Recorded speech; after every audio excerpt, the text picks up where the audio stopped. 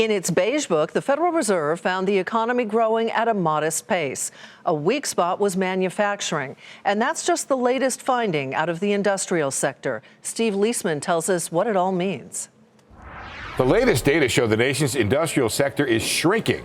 And that's raising concerns about whether consumers can hold up the U.S. economy. But everything that we see says that consumer is in good shape. Where it might get tough when companies begin to pass through the impacts of tariffs into end consumer prices. We haven't seen that wholesale yet. That could begin to have an impact on consumer sentiment, but that's not a projection. So what's behind the factory slowdown? Experts cite several factors. First, they say, is the trade uncertainty out there with the trade war between China and the U.S. Overall, there's global economic weakness, specifically in manufacturing sectors.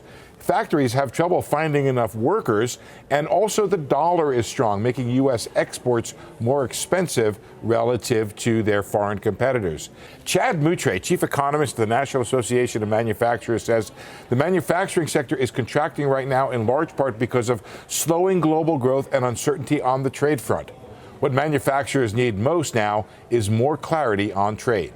Another possible factor, the slowdown in Boeing plane production from the issues surrounding the 737 MAX. It's unclear how that could be impacting the national data, and it's unlikely that it's only just domestic issues affecting the U.S.